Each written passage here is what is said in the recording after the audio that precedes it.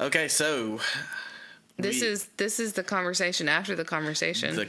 The after party. The after party. The after party. We'll use that name. Everybody uses that name. There's lots of things called the after party. It's our after party. Yeah. We'll party after the pod. We had some other thoughts, and After the pod. Yeah, after the pod. After the pod. Oh, we just named it. Sweet. Did we? After the Bowls of Life pod. We'll work on it. Let's work on it. We're hammering this out. There were more things. That's what you were saying. So essentially, there are more things that we wanted to talk about after we hit stop recording. We said, hey, we didn't even talk about this. Yeah, or this, or this, or this. I'm too close. Specifically, our Screentime episode. Yeah, I think I was too close to the microphone. That's okay. It's fine. I can play with it in the post. So you guys are getting even more raw and real things. Okay, so some things I hold back on because I never want to sound like judgmental. So I'm going to let loose a little bit more in this. Let's go. Is that okay? Yes. So, sorry. Talking to the mic. I know. There's a microphone I'm supposed to face. I've seen this in people. They never turn the TV off. Like, it's always on. Oh, my gosh, yes. Like, it's always on. Like, I've gone over to people's houses and tried to have a conversation with them, and the TV's on. And I will admit, it distracts me. It distracts me. It's not just that they're watching the TV.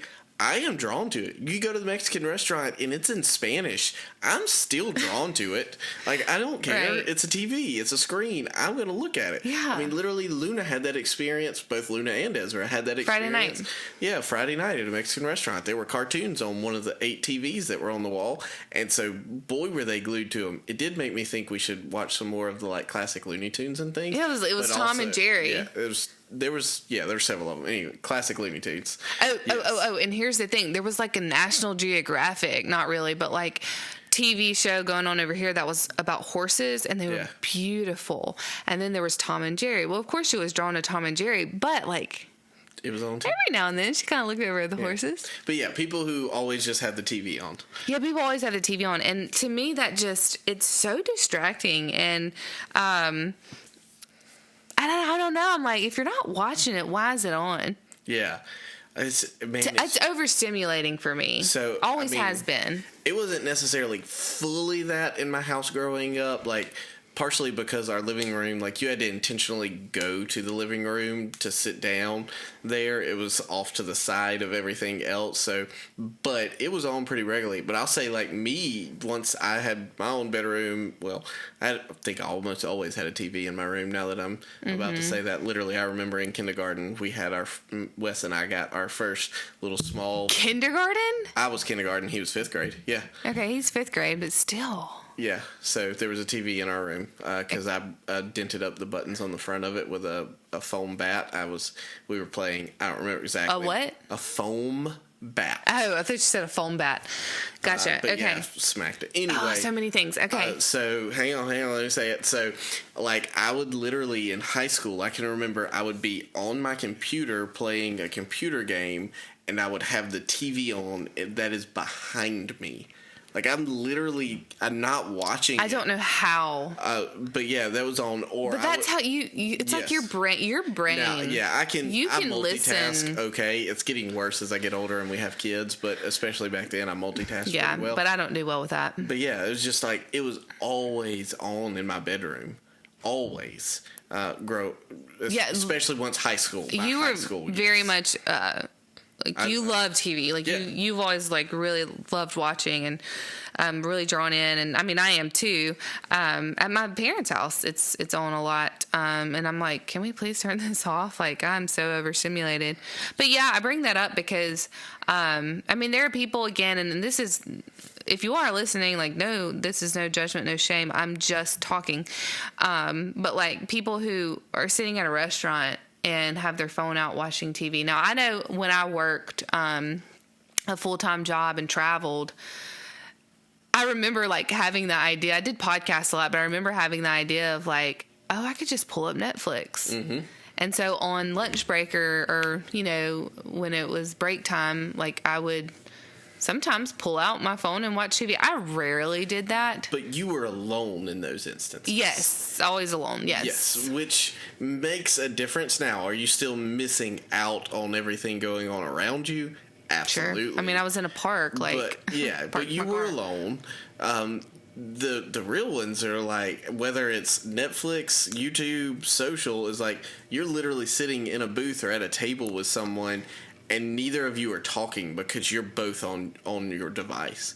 Yeah, like, yeah. Human history has been the most communal thing you could do outside of becoming man and wife and having sex. Hopefully you're man and wife and having sex if you're having sex. Outside of that intimate of relationally knowing each other, the most communal thing we've done in human history is share meals together. Mm-hmm. And now we share meals together without any community. Yeah. Like, we're at a table together community. without community. And that's asinine.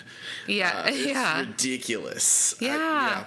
And so I'm thinking, like, what are these families doing that, I mean, I'm just curious, like, really, like, if especially people who have, like, cable and that sort of thing, whatever it is. Yeah. And it's always on. It's just on. And the news or... It's electricity. Right? You gotta pay that bill. Do people not think about how their actions, like how their usage affects their bills? Like, I do. Like, I'm all the time like, turn that light off, unplug the coffee maker. Like, my mom has, like, a twitch if the coffee maker's not unplugged. Though I do it in rebellion, I keep it plugged in. Well, I think that was more of a fear of it burning down the house or something? Probably, yes. Yeah. But anyways, so yeah, the TV's always on, and how is that not overstimulating, distracting, like, annoying? Like, people who talk about being overstimulated, turn the TV off. Yep. Turn the radio off. Because you can't make your kids be quiet, but you can at least turn those things off, right? Yeah, but it's not just turn the TV or turn the radio off. It's stop scrolling your phone. Yes, because it's okay to overwhelmingly disengage from whatever it is that is putting the emotions that you feel, but you're not actually resting when you scroll.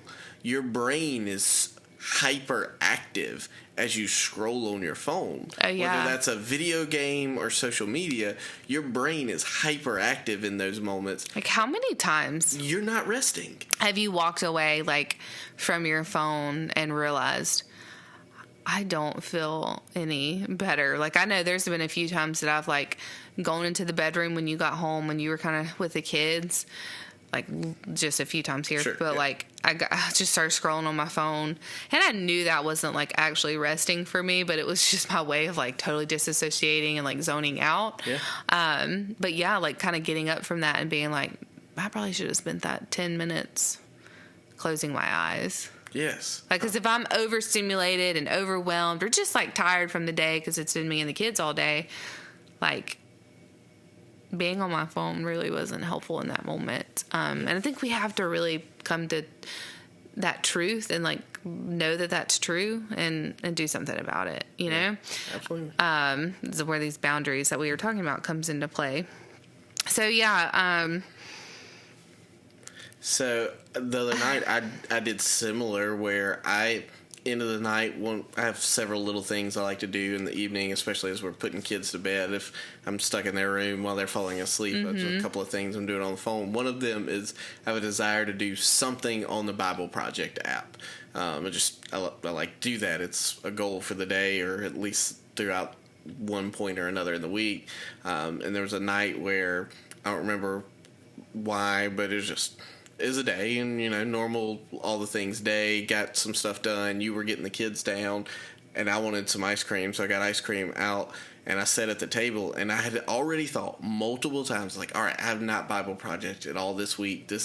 I need to do that this evening. I sat down at the table, and I scrolled for, like, 20 minutes on Instagram, and I have a time limit thing that times out after 15 minutes, and I have it passcode set that is different from my normal passcode, but I know it by heart at this point as well, so I can literally bypass it by muscle memory, and scrolled for 20 minutes, not just 15, and then got to the end of it and went, you freaking kidding me?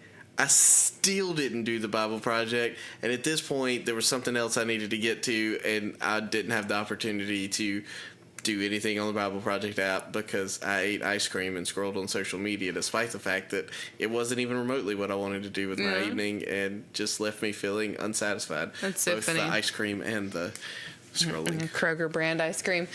Well, no, that's like when there was a time, because bedtime would take so long, with getting Luna down to sleep and Ezra and being there for a long time, I finally started like making the decision not to scroll on my phone, and I would even leave my phone out of the room, which is hard. Yeah. But I would focus on praying, and if I did have my phone, I would go to the Lectio 365 app and do the Bible and prayer, reading, and man, that was really good. Like I want to get back into doing that. That was really good.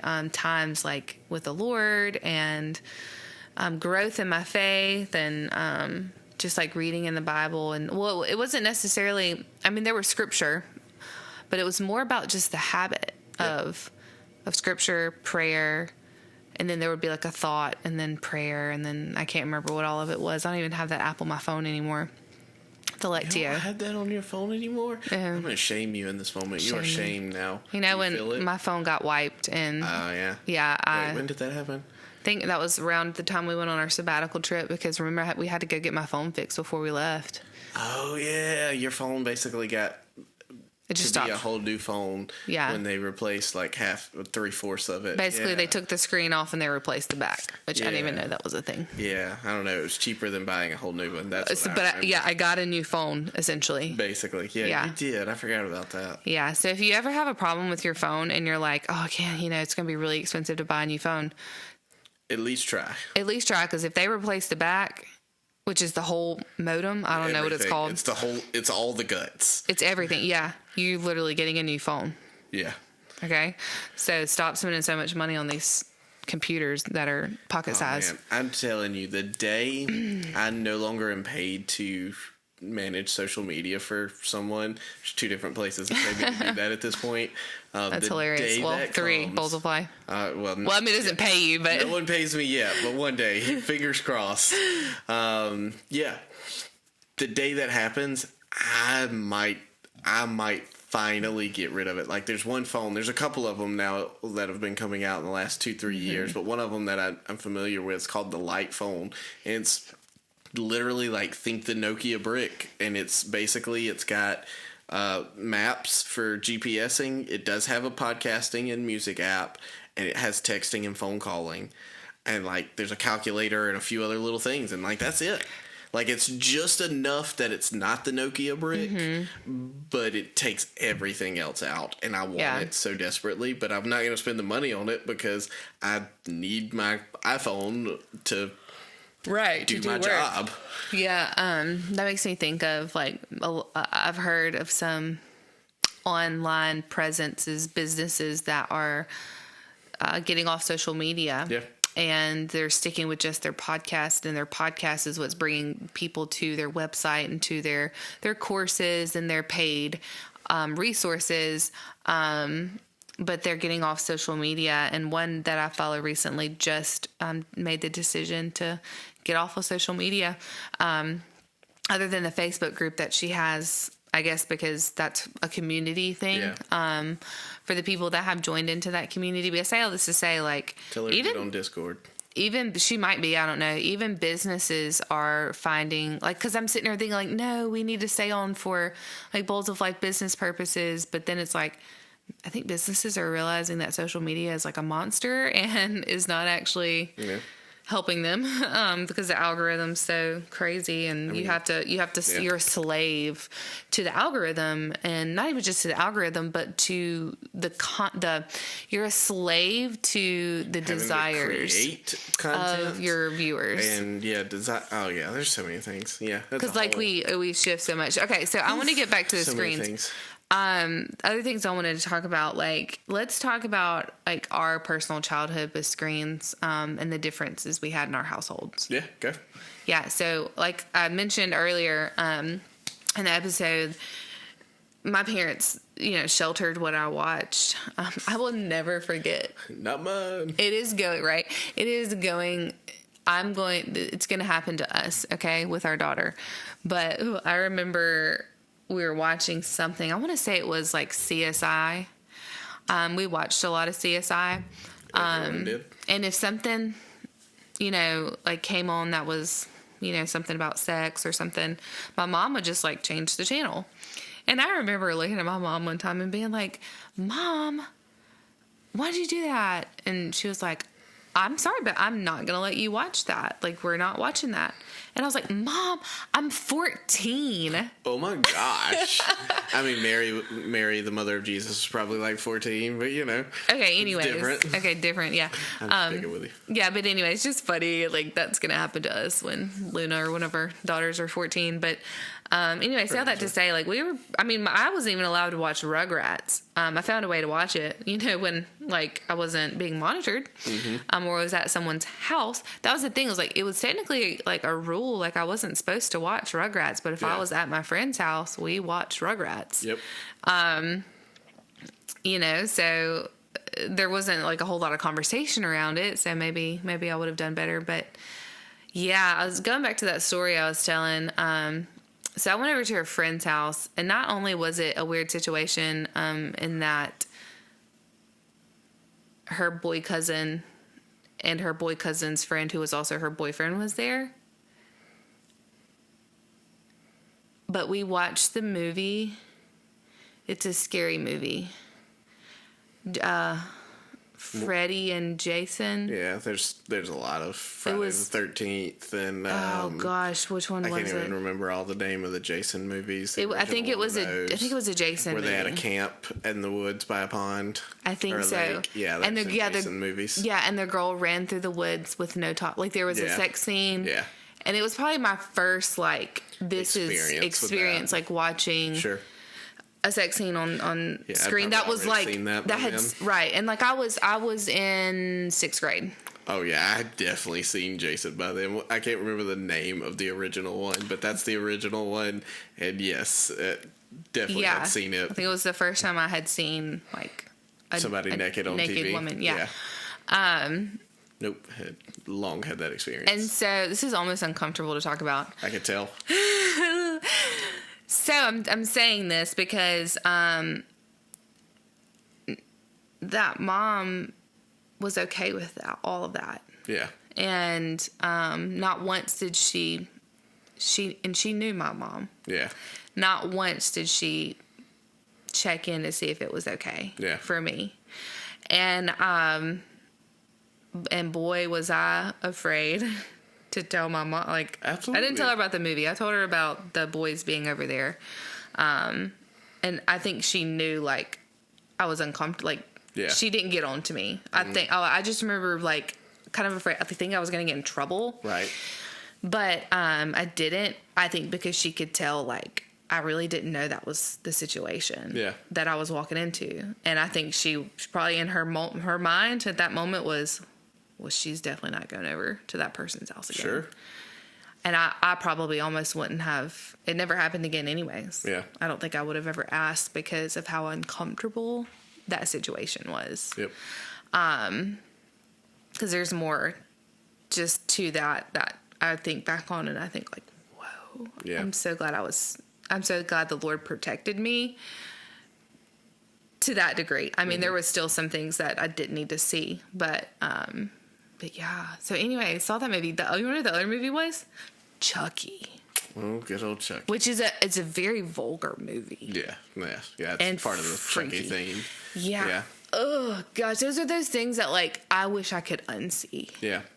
And anyway, so I say I'm bringing this back up to share the details, but also I didn't talk to my mom about it, and that's just because I didn't. But like I want my child to be able to have something like that happen and then or I don't want it to happen, but if it does, for them to come back, maybe even and talk about it. Like, I saw a video of a mom like asking their child specific questions when they came home from a sleepover, and it was like, did anything happen to you that was blah blah blah blah blah uncomfortable or made you uncomfortable or this or that? Did anything happen that this or that? Because she had been a survivor of like some abuse, and so she was always asking her child these questions, and so. Anyways, I say all that to say, like, to ask the specific questions. And I've seen my friends do this with their children. Like, hey, have you seen this on a screen? Yep. And to just be able to talk about it, because I really probably needed to process that with a safe adult, like my parents. And I know we could have done that and it would have been fine, but I think I was just too scared. Sure. In my little mind, I just wanted to pretend like it didn't happen. I never wanted to be in that situation again and see that again. But it also, like, it opened my eyes to something, like, I didn't even know was, like, real, I didn't know it was a thing. So I want to protect my kid. But I know I'm not always going to be able to keep them from things. So I want to be able to have those conversations. Now, for you, it was completely different. Yeah, so for me, it's completely different. And as I was kind of thinking through it while you were talking there, I was listening, but I was trying to think through mine. Like, I can't remember what the name of the movie is with Demi Moore that has the whole iconic scene where Flashdance, maybe, or something like that. And you would have never seen it, I promise you wouldn't have. She's a stripper in the movie, and there's the whole scene where she pulls this lever and like water splashes down on her. That's the iconic scene from it. So, I don't even know, like kindergarten probably saw that. And just movies of that nature, whether it's sexual or gory violence or just intense language. And I'll say if my parents would have been present watching any of those, like, I feel like they would have said, no, that's unacceptable. I do remember one instance in particular. The irony of it is gold, but an instance in particular where my brother and I, and it was usually because I was watching movies with my him. Older brother, who's also shouldn't have been watching those movies at the age he was at those times. Ever, but at that time especially.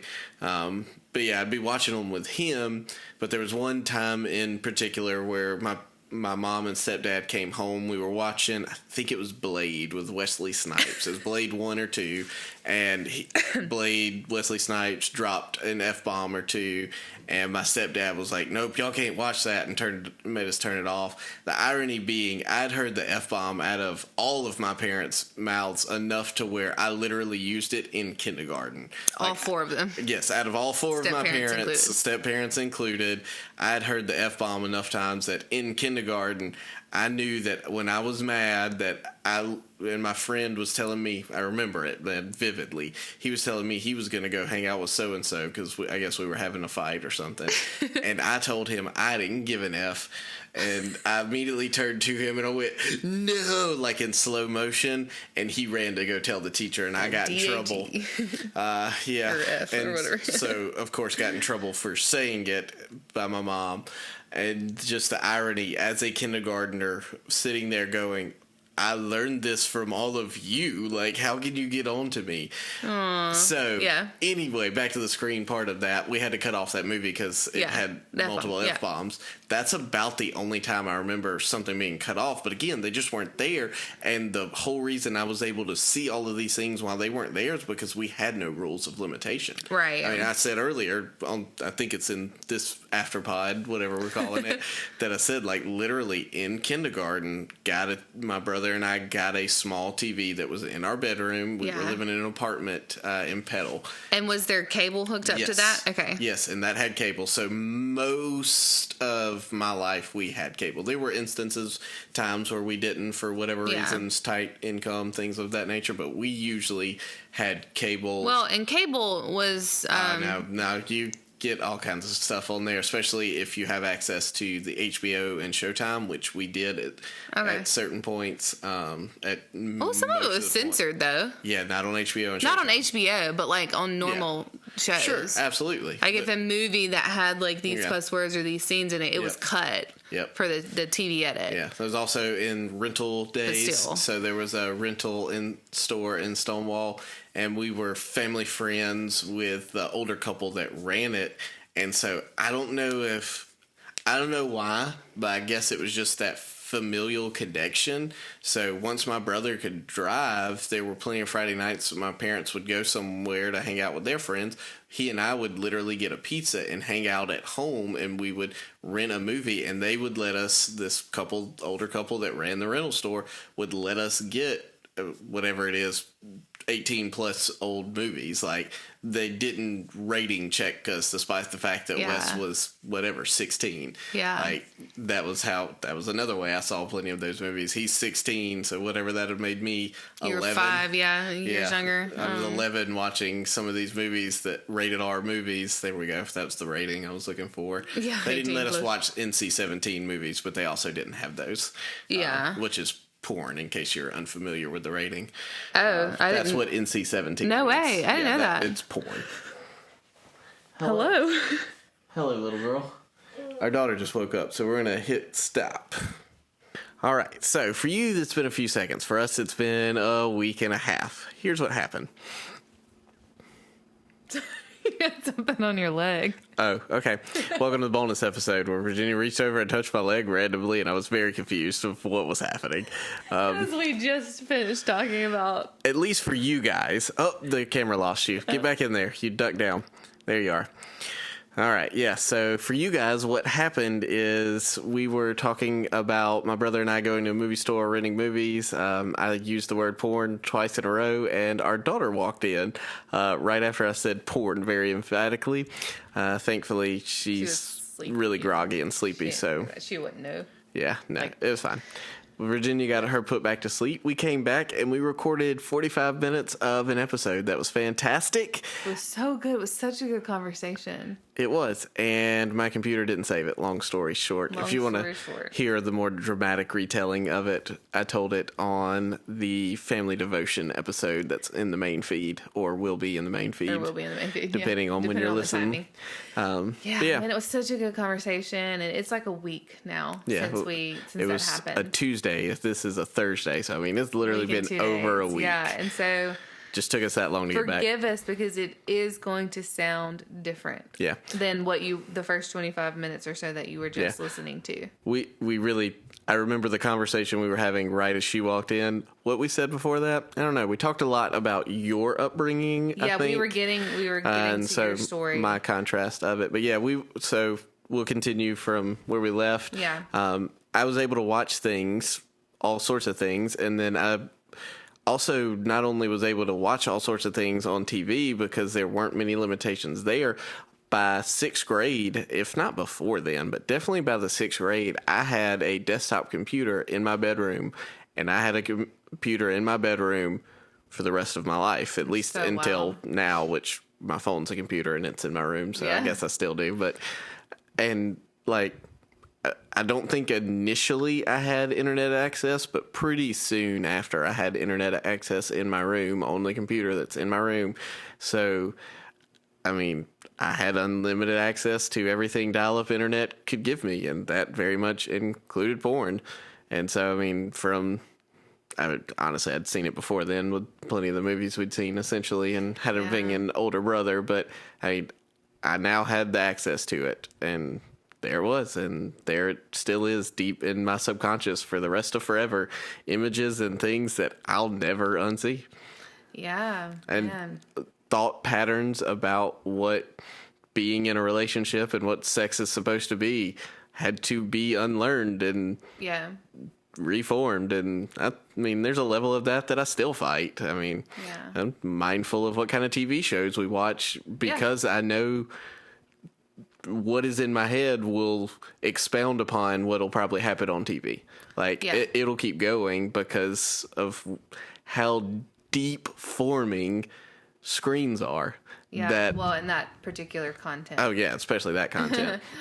Yeah. But I mean, just like you had unlimited screen time. Like we think about unlimited screen time now on a phone, it's in your pocket. Like, oh gosh, it's crazy, wild.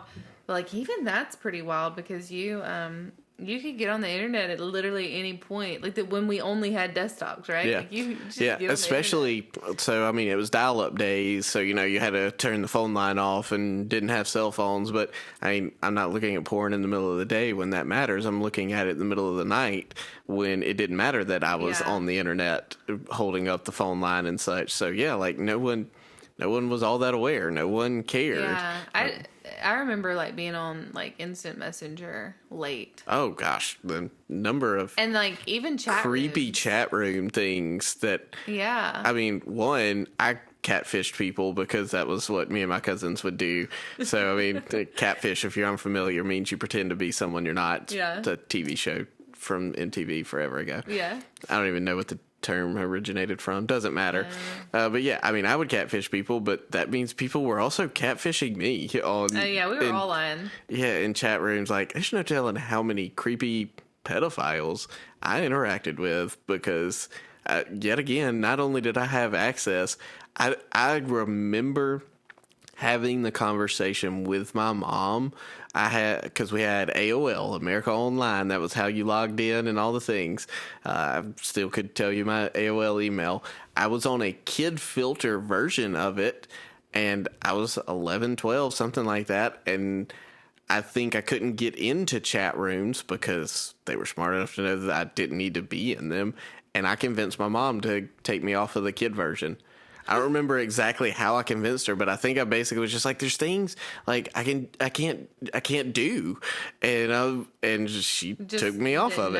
Yeah, because I mean, again, like it's new, and she's not thinking about some of those things, and she trusts me. I was a fairly responsible kid. Right. I'm not trying to toot my own horn. I just was. Yeah. And so she trusted me, and boy, did I violate my mom's trust in the many things I did there. Yeah.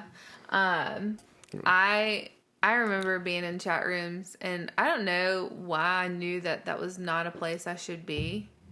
There had to be some sort of conversation or just intuition within me that knew.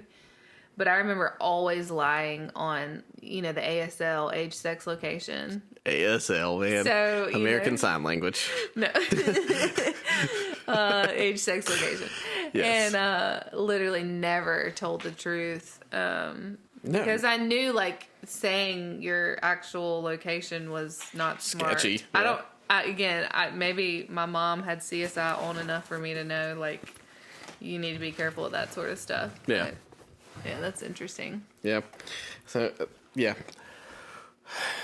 Lots of things because there were lack of limitations in my life that would never be there. And we've learned from that, and people are growing from that, but we're still very... as a population. Very broken by it. Yeah.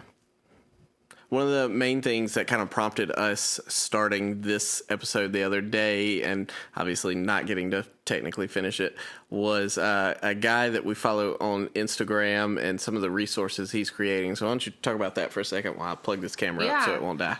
Yeah, so this guy we found on Instagram, his handle is U Schooler. The literal letter U. Letter U Schooler.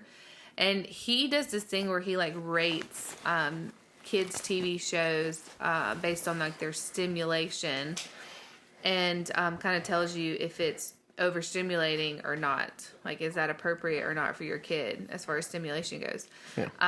How's he rate it? Talk about some of the things he does. Yeah. So he how many scene changes there are.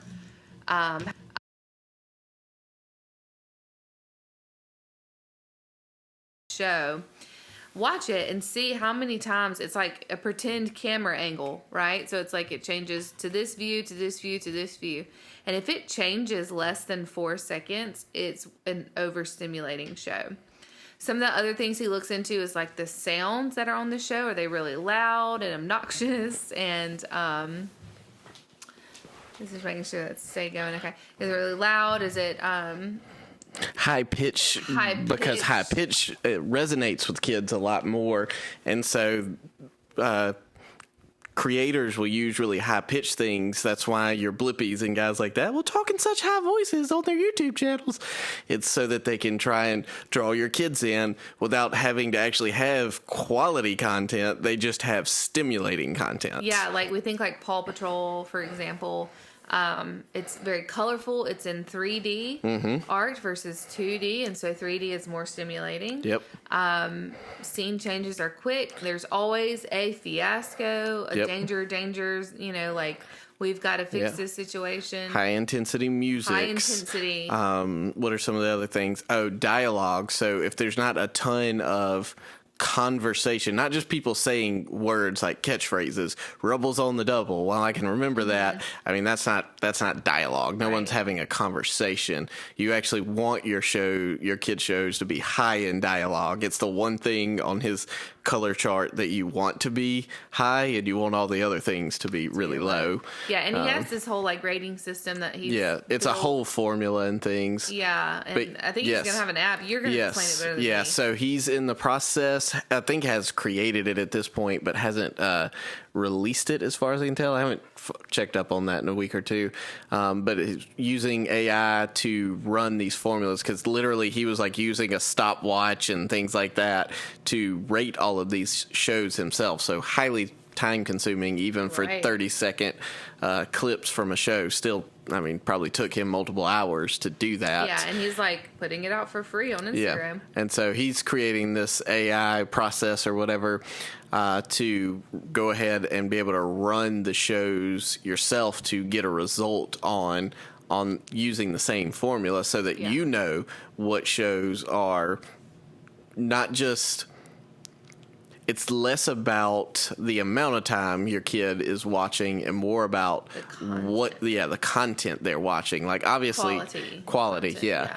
Obviously, time matters, but it may not be the biggest factor. That's the one that most people tend to focus on, and he's trying to change the conversation away from how much minutes, time and focus more on whether or not it's just ridiculously overstimulating from the beginning, so that as soon as your kid gets done, they're so emotionally exhausted from the high stimulation, the way that it's just got your whole body, like adrenaline literally pumping because of the situations that are going on. Because you've experienced that watching a TV show or a movie before, where you start getting tense and you feel the pressure of the moment, even though you know it's not real and you're an adult. And these shows are putting our kids in a fight or flight response in their body. Yep. And they're not getting out of it. They continue on in this fight or flight response, which is what makes it so hard when you have to turn it off or tell them,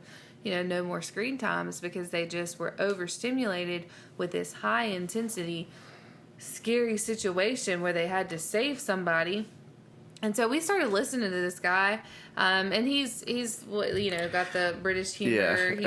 He's a bit abrasive. Yeah, abrasive, and maybe even a little judgmental. But like, if you can look past if you can look past that, then you really will you be able to get the data of like, wow, these shows that we thought were fairly decent are not. And we started changing what our kids watch based on this. Now, we still watch a little bit of this, a little bit of that. That's on his no list, but we're kind of gradually trying to phase those shows out. Yep. And think about the shows that we watched as kids. Maybe not you, but I watched lots of cartoons. Those shows that we watched as kids, like the Franklin, the Turtle Franklin. Okay, I actually didn't watch Franklin. Bear in the Big Blue House. Didn't watch that either. Little Bear. Did watch some of that. Even Blue's Clues, because that had that like Mr. Rogers feel to it. It's like a cartoon, but it also has. I'd be curious where he rates that one. I know, I would be too. Now that I've said it out loud, but I think having the person there does make a difference. I know. He bashes things like Blippi and stuff like that. Now Steve was Blippi is different. Yeah, Steve was nowhere near Blippi, but I mean. But anyway, some shows like that. I don't know if Blue's Clues is on the list. I know the other three I mentioned are good ones. Yes. But anyways, we started changing what we let our kids watch, and it really has like made an impact. It's easier to turn off the TV when it's time.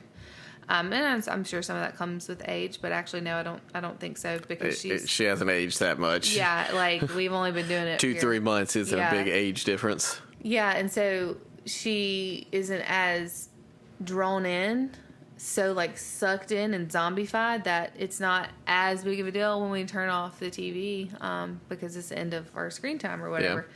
And she also doesn't like. What I was gonna say was she plays better. Yeah. Because she'll like mimic what she's seeing on these shows, and it's like real play. It's real life, or it's real imagination, type stuff that she can sit here and do, like in the house or out in the yard. Yeah, so it's made a difference in our household, and we've learned a lot. And you wouldn't know. Like, you wouldn't know unless you, like, sought out this information. Like, we just assumed. And even what we were watching was still, like, fine. Like, it wasn't that bad. But, like, I mean, in the, like, we thought it was fine. You know? Like, it's not like we're watching inappropriate stuff is what I mean. Right. But the stimulating part of it is definitely... Yeah. I'd say take Baby Einstein, for instance. Baby Einstein, especially the classic ones, it literally is just...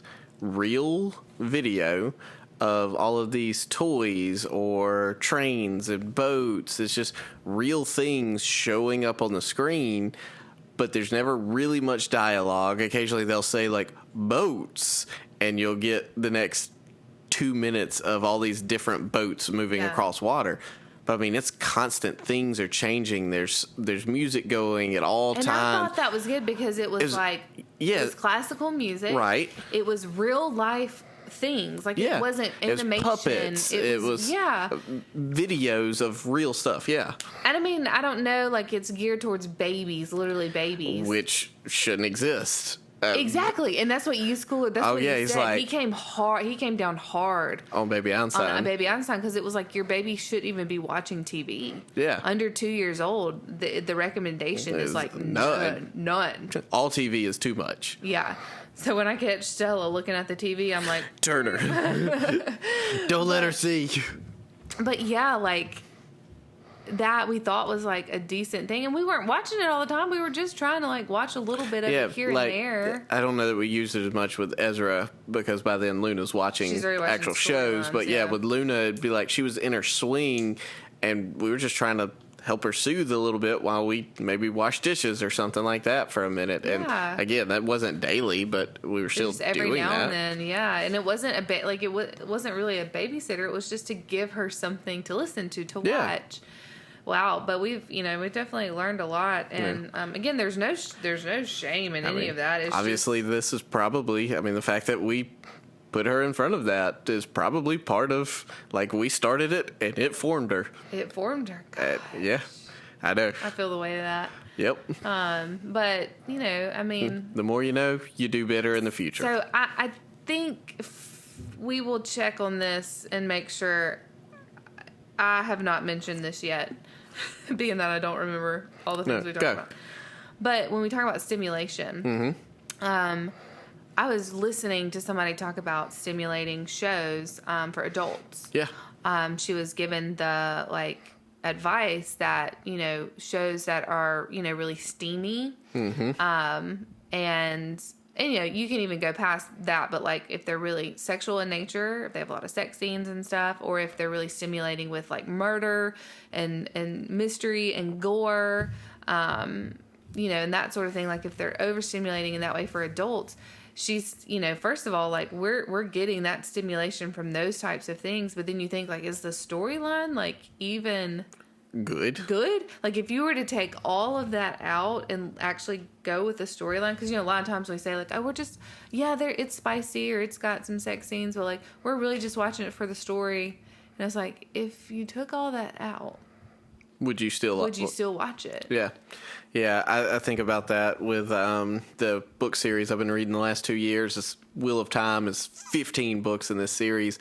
I'm now 10 books in, and I can say definitively, like, while there are plenty of relationship things and all sorts of stuff going on throughout this book series, there has only been one time where they started what obviously, and they later talk about the fact that they had sex, but like it started the sex scene where they were making out, and then it cut on to something else, and now they're making that show, or making the book series into a show.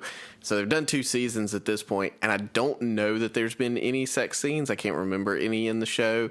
I honestly don't even know if there was like any nudity in the show. There was no nudity, but there was sex. Like, there was... They started one, that's right. And actually on the first episode, now that you say that, they started one. But again, like, they started making out. I think they took the dude's shirt off, and then... Yeah, it doesn't... pans away, basically. Thing. Like, and it pans away, and that was the end of it. Did. Yeah. Which is what TV used to do. Like, you would... Like, even on, like, 101 Dalmatians... Yeah. I remember, like, watching that as a kid, not having a clue. Right. But, like, watching it as an adult, it was like... Oh, I see what happened.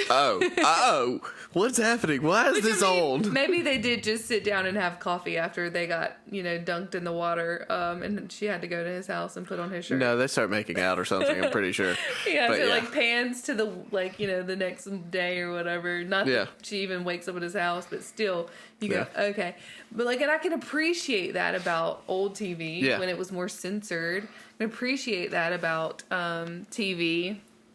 Getting you back in the camera. Yeah, I can. You gotta move.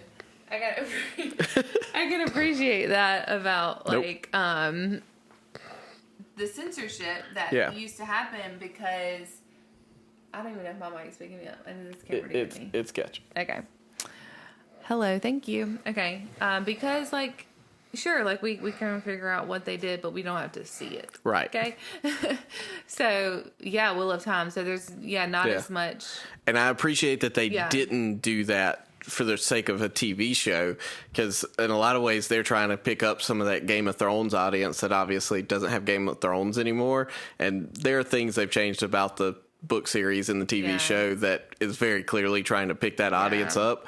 But I am so appreciative that they did not take the sex every other scene route of Game of Thrones, so that I could still watch it, because I literally didn't watch Game of Thrones, despite the fact that I know I would actually love the show. Yeah. I saw the first episode in college with a roommate, and I actually didn't even watch the whole first episode, because I was like, okay, I can't handle that. Because again, like, I know what's in me, and I know what I don't need to tempt me.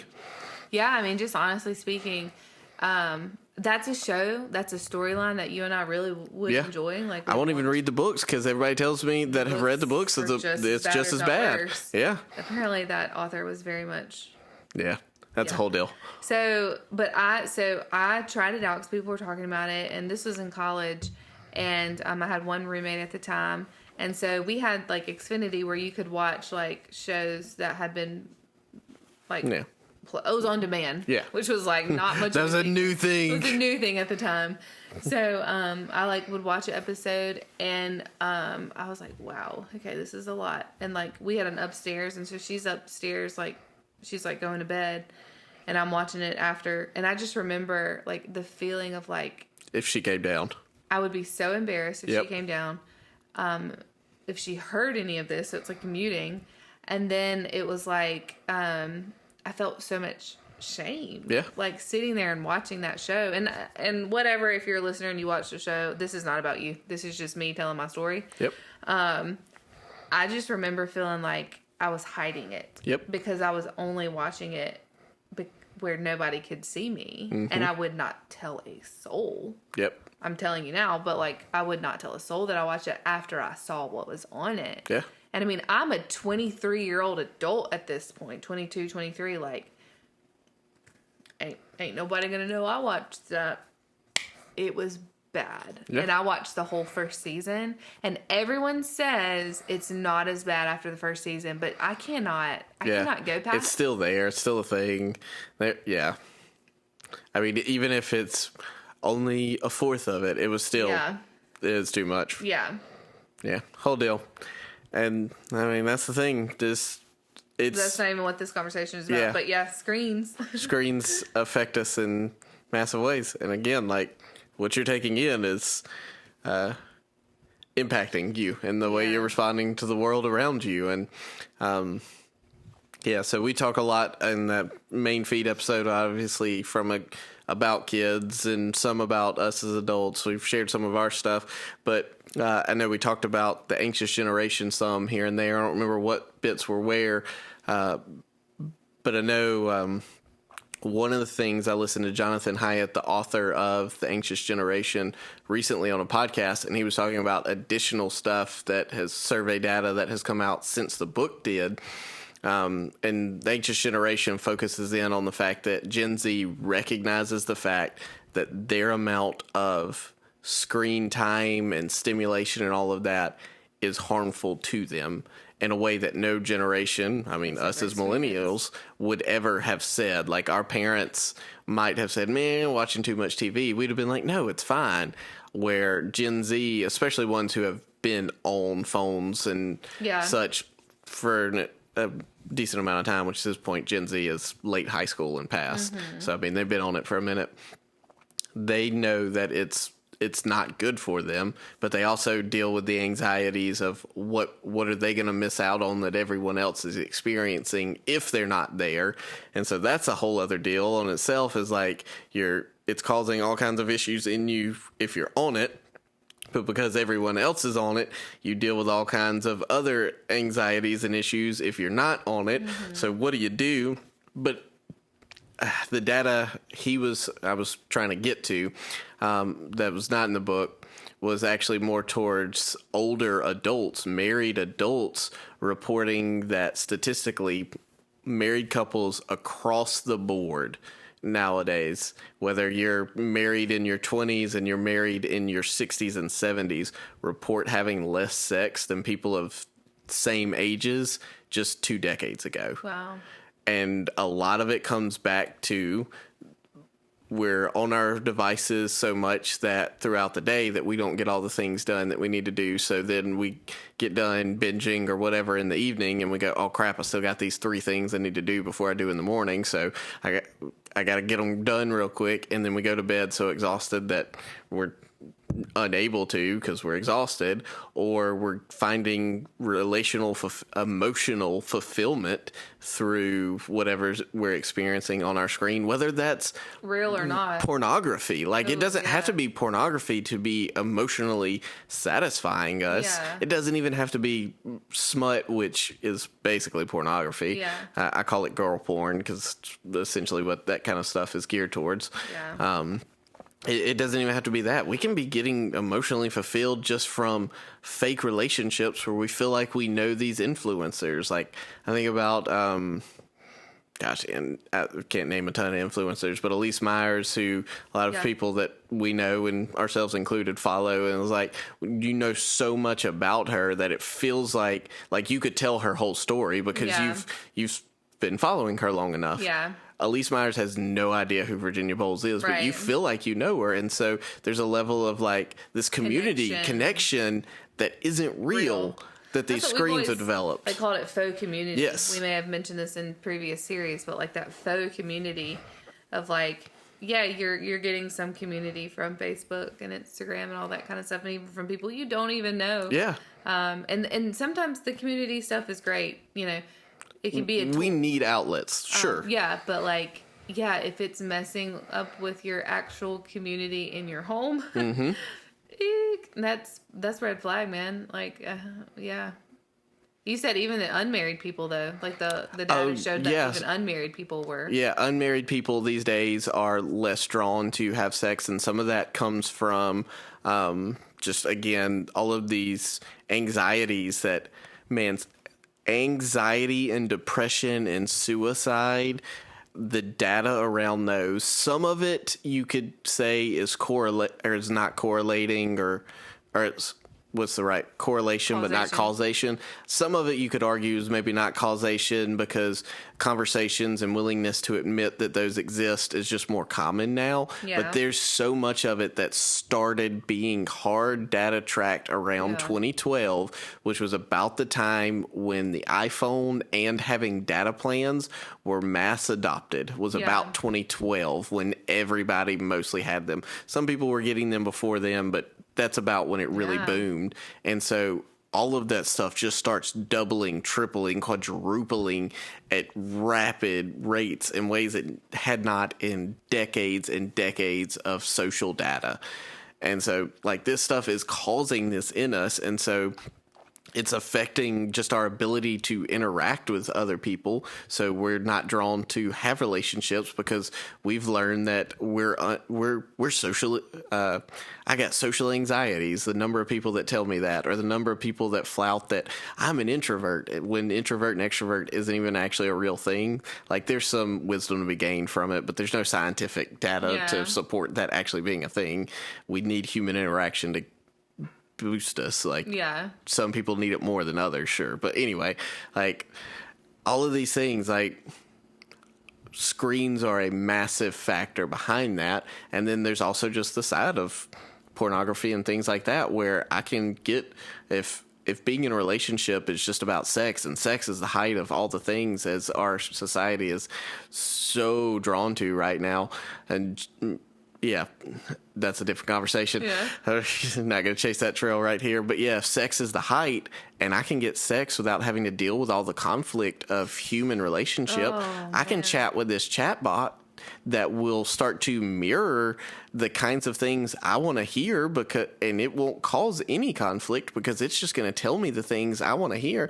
I mean, there are literally counselors who are getting PhDs and trainings nowadays in walking people back from the edge of being in romantic relationships with chatbots. That's now like some therapists have all kinds of things. Like, I work with kids with eating disorders, or I work with married couples, or I work with divorced people. There are people that are now literally, one of the things they list is, I work with people who have dealt with romantic relationships with AI chatbots. I'm sure they say it in more succinct ways, but That's wild. I didn't know that was a thing. So instead of being in a relationship and having actual sex, I can just have a relationship with this chatbot and watch some porn and have an orgasm, and it was so much easier. But nothing about it was good. Nothing about it brought us to what marriage and sex are ultimately meant to do, which is point us towards the beauty and depth and intimacy of the unity of our triune God, who is literally just self-giving. The Father is continually giving himself to the Son, who is continually giving himself to the Spirit, who is continually giving himself to the Father, and around it goes. And they're in such deep intimacy and unity that we as humans can only catch a glimpse of it in marriage. And even that is just a glimpse of it, because we're not in constant self-giving love and unity. We're doing our best in marriage. Hopefully we're doing our best and trying our best in marriage. But that's what that's meant to point us to. That's why marriage isn't a thing come heaven, is because we no longer need this shadow, to use Plato kind of language. We don't need the shadow of marriage to show us the depth of intimacy and love that is the triune God. We are there with him. We are experiencing and reveling in his self-giving love and sacrificial, all the things. I don't know. I'm preaching now. Bring it. But yeah. And screens are screwing that up. Gosh. I mean, we were already breaking marriage and using it poorly well before that. But the rate at which it is doing it, again, that's the thing. I think the focal point here is that data tracks it to when screens especially started to just become everyday normal everything. I mean, at this point, they're not only in our pocket, they're the iPads that our kids are using in school systems and all the things. I was going to bring that up. We were having a conversation with friends the other night, and they were talking about like how frustrating it is that once your kid gets into like 6th grade, which they have it in lower grades, they have iPads in lower grades. But you don't use it as much. 10-second story. We had a guy who's one of the IT people for the local school here, and he literally told me, like, they got a flag, and this has been months ago, but a 3rd grader had managed past all the filters and was looking at porn A third grader. A third grader? In the middle of class. And obviously was probably showing it to friends. Like, that's why you go to those things, which means that kid had already seen porn before then to know the places to go and find that. Yeah, average exposure is less than 10 now. It's like less than 9, I think. Yeah. Anyway, yeah, so you get... you were saying you get on these devices and get to have them consistently sixth grade. You can't say something like that and expect me to go. I know. I'm sorry. about to cry. Yeah. Oh my gosh. So, Lord have mercy. Okay. Under 6th grade, they do have iPads. But greater than 6th grade, it's more of like they apparently have them more frequently.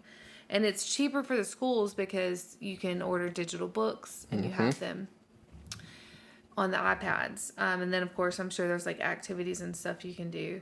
But this friend was just saying how frustrating it is that like your kid goes to school and is on an iPad. All like day. There's no screen-free school. Yeah.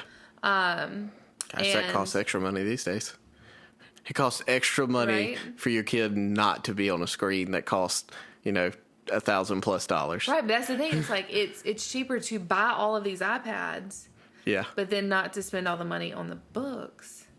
And so, and one of the other friends in the conversation was talking about how it's different for the brain to read a book from a screen. Oh yeah, it affects the brain differently. Yeah.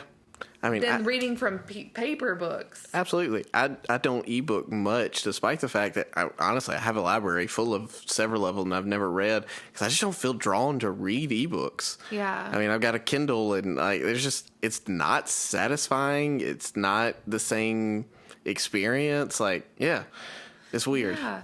So it's like, we kind of talked about this with like our kid in daycare. Like, we realized that they were watching a lot more TV. Oh my gosh, so than much. We knew. And, I get they used it some, it's not a big deal that they used it, but it was a big deal that the amount. Yeah, and we loved our daycare, and I'm not speaking bad about them necessarily, but I don't know what other daycares do, but it was more, I think, than it was in, and a lot of times it was in the time frames where it wasn't like it was morning drop off, and they had a large morning drop off window. So what do? You turn the TV on while the kids are playing. Yeah, and same at pick up. They would do the same thing at pick up.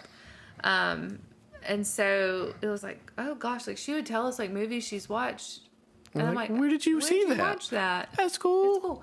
So, we dealt with that, but like now we're going to be dealing with, not we personally, I mean, we might, but right now we're homeschooling, but like, our population is dealing with like their kids being on a screen all day long at school because their stuff is on iPads. It's ridiculous. Unnecessary. Yeah. And the friend is a 6th grade teacher, and she said that like that her kids are like, can we get on the iPads now? She's like, no. Like, you don't need to, there's nothing for what? bad you need to do. Because I think they can do, like, reading stuff, like AR type things, which is 6th grade, so I don't know what they're doing. But, it's like, no, we're going to use that at very limited times. And so that's because she's conscious of this. And, I mean, like, we can't get away from it. Yeah. But we've got to figure out how to moderate it. Yeah. Yeah, and I mean, I'm the last one. Well, I'm actually not the last one to cast a stone, but I should be. I mean, my 8 hours a day or so that I'm at work, like, I'm on a screen for 95% of that. Like, I'm not knocking on other people, but it's the formation side of it, especially with kids who probably at this point know how to use them better than I do, and I'm a relatively techie person, and so just like the things it is doing in them, and I can say that as somebody who had to do plenty of those things in me. Like, I just wrote an email today and was I tiptoed around saying how I spent an evening without you and the kids was ultimately I spent like 4, if not more, hours playing a video game because it was easier than doing the thing I really wanted to do. I had some writing stuff I wanted to do, but I was close to the end of the game, and I knew I was close to the end of the game. So I was like, I'll just get to the end of the game. And I was like, okay, well, that was an hour and a half in when I realized I was close to the end. And so 2.5 more hours passed before I actually got there. Wow. But I sunk that time into it. You sure did. I sure did. And when I got done, I didn't feel satisfied at all. And I literally sat there and pondered on the fact that how unsatisfying it was. Right. But I chose the easy thing. You chose the easy thing. And the thing that's most palatable. And and I'll relate this to food. I'm very careful when I share about food, but like we go for the most palatable. Oh, yeah. And the most palatable is not rarely delayed. It's what? Sorry, go. It's not delayed gratification. Yeah, no. It's not sensory and it doesn't overwhelm the senses in any ways. Or it doesn't give you the opportunity to really like savor, enjoy. Okay. Yeah, like to savor it because it's good right away. It's straight sweet or it's straight salty. It's straight, whatever it is, and there's it's rarely the most beneficial. Yeah, for your body. You think about, let's do sweet, for example. Like, it's sweet stuff is like super palatable when it's like a dessert or what have you, or a drink that's a sugar sweetened beverage, and like immediately receive that dopamine rush from that sugary drink. Immediately receive that dopamine rush from that video game or that TV show that's stimulating whatever. But like long run, like it's not good for you to continually have that stimulation, which in food form, it's raising your blood sugar and causing your body to have to do overdrive on correcting that blood sugar for screens and stuff. Like the dopamine and all that's going on up here, like your tolerance is getting higher and higher and higher, and you're not going to be able to put it down. And this is why people say, like, use the word addictive, like it's addicting. There's a level to which it is. Yeah. And this is the thing, like we've talked about this before, but we cannot let food and we cannot let screens. I know we're not talking about food, so bringing it back to screens, but we cannot let these things control us. Yes. They're controlling us. Yes. They're literally making decisions for us. Literally. Or, they're really... it's, metaphorically. Yeah. It's controlling us. It's like we can't... If we have a craving or if we have a desire... We can't tell it no because we have chosen the highly palatable, easy, convenient, tastiest thing over and over again, to where doing something that takes longer or is not as sweet, not as palatable, not as stimulating would be like dreadful. To do that or eat that or whatever, to watch that. You think about like a 5-year-old's mind who went from watching Paw Patrol to Clifford, the big red dog, which thankfully she loves Clifford. Yeah, she is watching it. I've noticed that, yeah. Yeah. Like, that was hard. Yep. So as an adult, like, we're having trouble with it as adults to like chill out on the screen time. Yep. And content. Again, it's not just about time. It's about what you're taking in. Yep. Yeah, we talked about on the main Screentime episode the Justin's Hang 10 movement that he just got kicked off, and one of them was schools being a screen-free or at least phone-free place. I think you could take it to the next step that it needs to be taken to, a screen-free.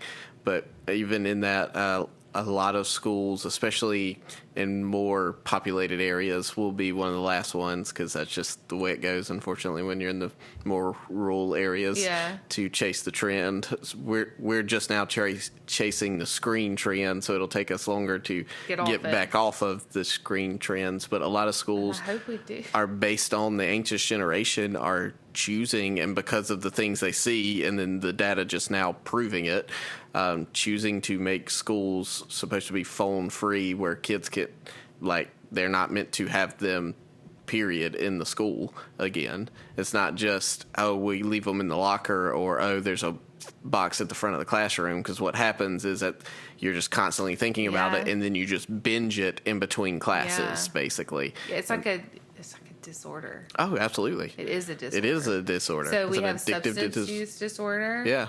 We have phone use disorder. Yeah. Screen use disorder. Yeah, absolutely. I mean, I literally wear blue light glasses to cut down because I know the amount of screens I stare at, and so trying to cut down ever so slightly on the harm that causes to my eyeballs. And I was sitting there as you were talking about that. I was like, "What would you do, like, if you didn't have your computer?" For my job? Yeah. Well, I mean, the majority of my job is digital based. I know. Yeah. Your job would be a thing. My job, that part of my job didn't exist 15, 20 years ago. Wow. Yeah. Or didn't much exist. Yeah. So I want to bring up something that is kind of weird, but ASMR stuff. Yeah. I don't know what ASMR stands for. I don't know. Audio stimulating MR. And I just made that up. Yeah, I'm it's guessing. Something along those lines. Have you ever seen anything that's ASMR? I've seen a lot of more parody things than like really listen to a genuine ASMR thing. So I came across one night when I was scrolling, and it locked me in immediately. Yeah. And that was my red flag number one. It was this girl, she had the microphone, and she was, this is going to sound really weird, but I'm just going to be honest and open here. But she was pretending to be, like, playing with your hair or, like, doing your makeup, like doing your eyelashes. Yeah. There was, like, a couple of different ones. I can't remember exactly what the first one was. But I'm the type of person that, like, if you want to play with my hair, like, play with my hair because it feels so good. So, like, in school, if there was somebody who wanted to play with my hair and they sat behind me, I would let them do it because it felt good. Like, it's a pampering thing. And so on this video, she's pretending to be in class, like doing your makeup and doing, like, playing with your hair. And she makes all the noises on the mic, and it locked me in immediately. And it was almost like I was, like, feeling what she was doing, like pretending to put on fake eyelashes. And then, I mean, that's so weird. I've never had fake eyelashes. Well, one time I did, but not like that. And so it was just like I felt like I was actually, like, being pampered in that moment. And I was like, I want more. It was that thing where it's like you almost got, like, the sensation of it, but then you didn't. So you've got to watch more of it to keep going. And so that was, like, red flag number 2, because it was like, that's how porn works. It is. Yeah, that's why I felt weird. I was like, this has got to be what porn is like. I've never seen porn, not like porn. Yeah. And so I was like, this is probably what porn is like, And that was like my ick. And I was like, I don't want to. But it was just like play with your hair. And I was like, I wish actually you were, like, really braiding my hair right now. But then there's this trend too. It's I can't remember what it's called, but it's an eating one, and it's where you watch people eat. Probably a good thing I don't know what it's called, but, like, it's a thing that people with eating disorders will do. But my friend's, like, neighbor's young kid was, like, talking about watching it, and I was like, yeah, like, that's probably not. I assume people are, like, binge eating or eating your most, like, savory, awesome things that you would like to eat. There's specific ones, and so it's just watching somebody eat, and it's that same thing. It's like you almost feel like you're getting, like, the same sensation of eating that meal, but you're not. And Pinterest was like that. Yeah. I would scroll through Pinterest and see all of these let's do it. I'll start with this one because this was back in some of my more disordered kind of ways of thinking. I'd be looking up workouts. Like I'd want to find something that was like workouts. I'm looking at all these workouts on Pinterest. And so by the end of it, it was like, I felt like I had accomplished something, but I hadn't worked out, but like I felt like I had done something because I had looked up and saved all these things. It's the same thing with like saving recipes or looking at food or just looking at stuff on Pinterest. Like Pinterest is a thing too. Like I love it and I get a lot of good ideas from that. But how many things do I save and I never touch? But because when I say touch, I don't actually look at, I don't actually do the thing that I saved, the homeschool idea or the recipe or the DIY craft, but I save all these things and it's giving me that sensation of like, I've done something. I'm really cool homeschool mom. Like I've done all these DIY crafts, so I'm really good at macrame or crocheting or like, yeah, I'm good cook because I'm doing all these things cooking wise. But at the end of the day, like I've done none of that. Yeah. Screens. So we give a lot of tips and stuff in the, again, main feed one. So we won't do that again, but I say one that came to me as we've been talking tonight, especially if you've got a kid who's in school, go to PTO meetings, figure out how PTO works, and then whenever it is the time to make motions to do things, start making motions to minimize screen usage in your school. And find people to rally with you. There's probably a lot of parents who would not take the time to start it themselves.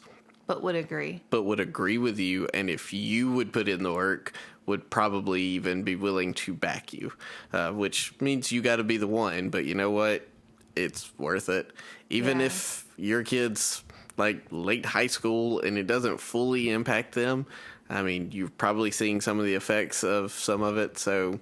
man, you can be the parent that says, I see how this is affecting my child. Yep. And take the book like Anxious Generation. Or the data that comes with some of those things and show it to your... Yeah, I think Justin's Hang 10 movement, he's trying, I don't know if he's fully put it together, but trying to put together some documents like that. I think there's even something about going to PTOs and such on there. And he's a lawyer, so... Yeah, he'll have some good written stuff, for sure. Yep. Yeah.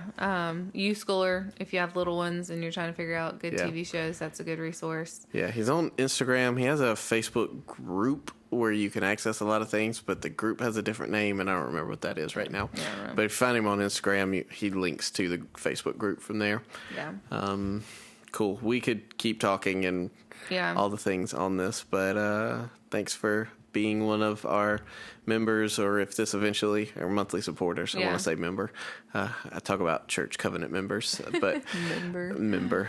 Man, being a monthly supporter, genuinely, we would do this, or we have done this without monthly supporters, but you guys being here helps motivate us to do it when it's hard. It also helps create space and margin in our lives to not have to do something else to make a side dollar, but to be able to do things that then in turn we can give back to people in our community like you guys, that hopefully helps you make an adventure out of faith, family, and food, as we like to say. Yeah. So thank you guys for being there. See you later, or something like that. Almost said good night. It's good night for us. Good whenever for you guys. Yeah. Okay. For real, we're out. Bye-bye.